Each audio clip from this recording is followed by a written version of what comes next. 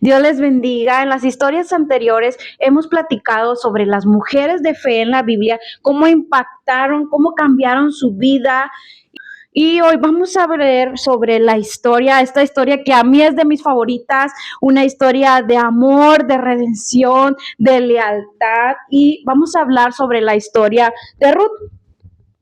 Y en el versículo 1, era unos tiempos donde había un caos espiritual, había hambre, había muerte, había desesperanza. Y habla sobre una familia que es Elimelech, su esposa y sus dos hijos. Ellos tuvieron que irse a una tierra moabita donde tenían diferentes costumbres, donde adoraban a otros dioses y se fueron a refugiar ahí. Con el tiempo, sus dos hijos pues conocen a sus esposas, se casan, que es Ruth y Orfa. Con el tiempo, Elimelech muere, sus dos hijos de Noemí también mueren. Entonces quedan 3 viudas desamparadas.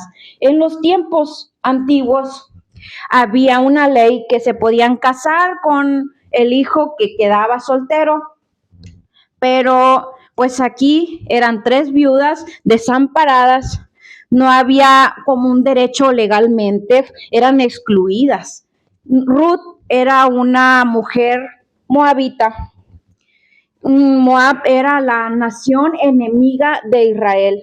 Y pues la viudez que significaba que no había herencia, no había protección, ahora sí que estaban en la indigencia, por así decirlo. No había un pariente cercano. Goel era un pariente que venía y restauraba el nombre, la herencia, la dignidad, que se podía casar. Pero en el caso de Noemí con sus 2 nueras, pues no había un redentor, un pariente redentor que viniera a redimirlas. Entonces, pues Noemí les dice, ¿saben qué? Pues vuelvan a Moab y yo me iré a Belén. Orfa, si dice, ¿sabe qué? Se grita, pues yo la quiero mucho, pero yo sí me voy a mi tierra. Pero Ruth hace una de las declaraciones más hermosas que muchas veces lo dicen para los enamorados, pero el contexto pues no es así.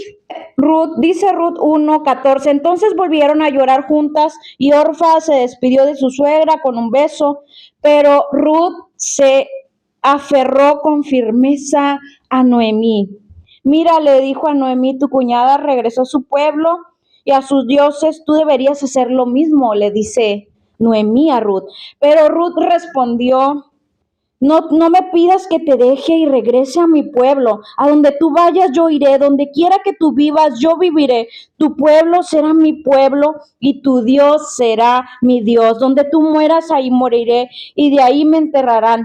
Que el Señor me castigue severamente si permito que algo nos separe, aparte de la muerte. Y wow, qué hermosa declaración, qué lealtad, ¿verdad? Yo sé que Ruth en ese tiempo que conoció de Dios, ¿verdad? No solo le contaron, sino que ella pudo tener una relación con Dios. Y es hermoso, ¿verdad? Esta historia de lealtad, de amor, de compromiso. Bendito Dios que estamos en otros tiempos. Si fallece tu esposo, si quedas viuda, pues puedes trabajar, hay una herencia. Pero en los tiempos antiguos la mujer no podía trabajar, no tenía una herencia. Si no tenía hijos, pues no podía ahora sí que poseer las posesiones. Era invisible, era sin derecho legal.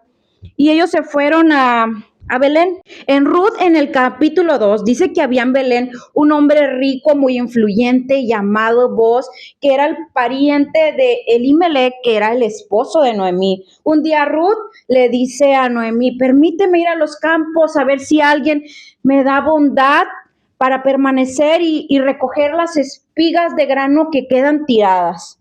Y Noemí le respondió, está bien, hija, puedes ir.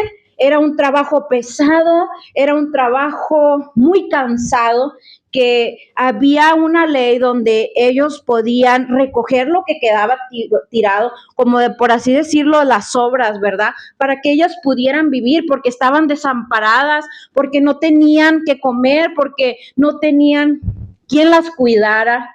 Mas, sin embargo, sabemos que Dios tiene propósitos, aún donde no vemos esperanza, aún donde vemos todo perdido, Dios tiene un propósito. Entonces vos vio a Ruth, dijo, qué mujer tan bonita, qué bella, ¿quién será? Y pues puso los ojos, pues me gustó, le gustó, entonces le pregunta que quién es ella y ella dice, no, pues es nuera de Noemí.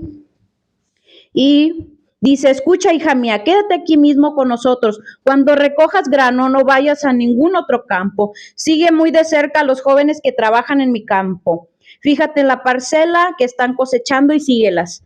Y pues advirtió a los hombres que no la trataran mal y que cuando tengan sed le dieran agua, que también le dieran comida. Entonces Ruth cayó a sus pies agradecida y dice en el versículo 10, ¿qué he hecho para merecer tanta bondad? Le preguntó, no soy más que extranjera. Sin embargo, respondió vos, pero también sé todo lo que has hecho por tu suegra desde la muerte de tu esposo.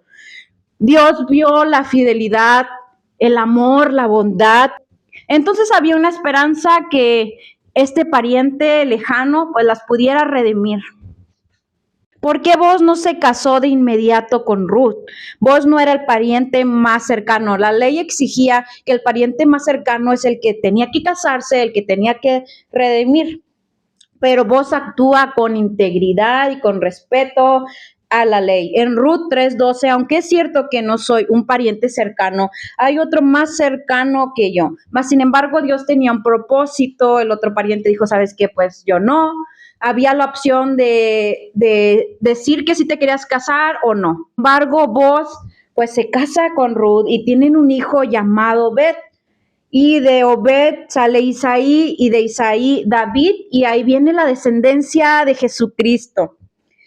Una mujer extranjera con el linaje del Mesías. Wow, o sea, yo me quedo impactada cómo Dios hace todo tan bello. A lo mejor hoy te sientes como Ruth, sin propósito, te sientes sin esperanza, te sientes perdida, te sientes abandonada. A lo mejor estás pasando por un duelo, por una situación difícil, pero aún en medio del dolor, tenemos que confiar que Dios tiene el propósito perfecto y que Dios quiere redimirte, que Dios quiere contar una nueva historia para tu vida, para tu descendencia. Esta historia nos recuerda la imagen de Cristo, cómo Él nos redimió, cómo Él dio su vida por nosotros, por amor. Él viene y nos rescata, nos redime, nos da nueva esperanza, nos da nuevos propósitos.